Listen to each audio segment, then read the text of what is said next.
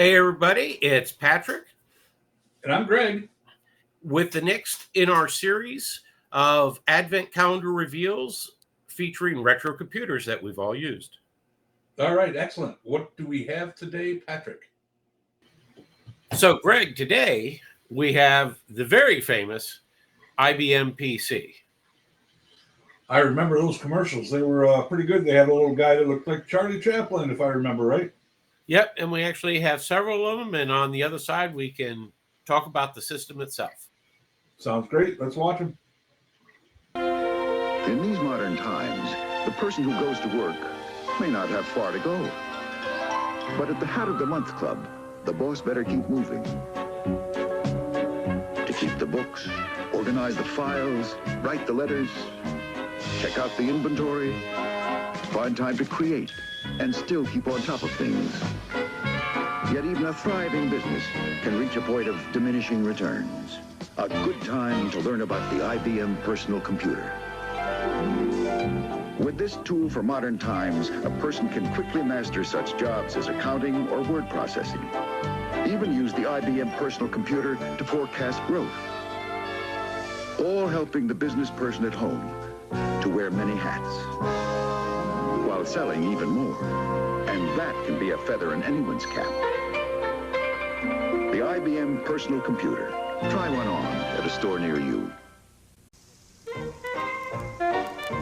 If you're thinking of buying a personal computer, and all the signs say it's time to take the first step, a few questions may still be holding you back. Will your PC have the power you want to run the software you want? What about expandability and optional equipment? And how much money is it going to take? If these questions cross your mind, now's a good time to look at IBM, the complete answer. An IBM PC can run the latest, most powerful programs and give you almost unlimited expandability with options like the new IBM printers and the IBM PC network. And today, prices are better than ever. So don't wait. Once you take the first step, the rest come easy. IBM personal computers. See them at a store near you or call your IBM representative.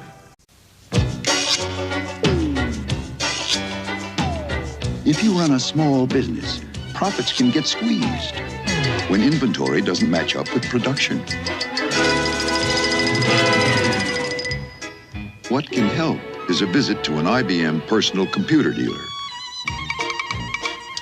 Once you've explained the kind of help you need, a computer expert will show you the system that's right for you, show you how simple it is to get started, and how IBM's easy-to-follow instructions and library of business and management software can help you solve your problems and give you a tool for modern times.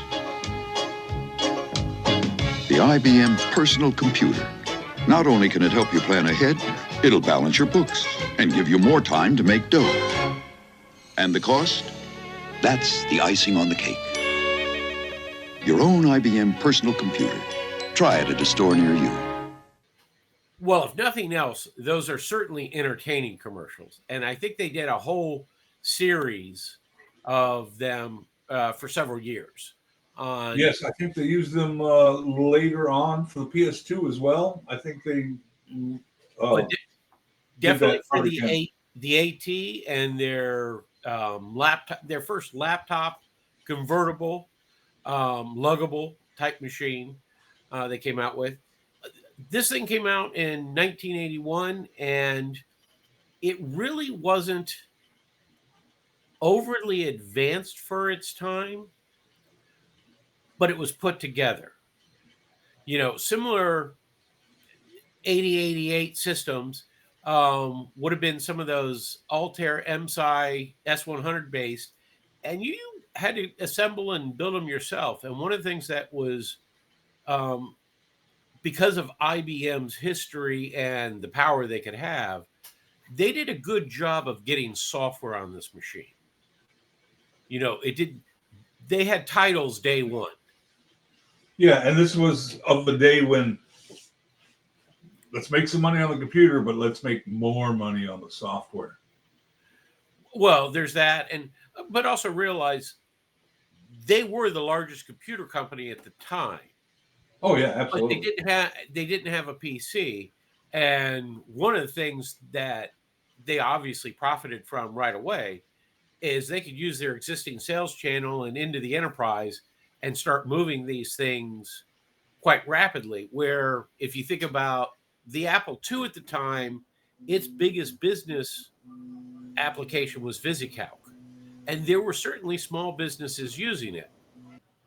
You couldn't go to a Nationwide Insurance or a General Motors and try to sell an Apple II as a business computer to them. They just wouldn't buy it.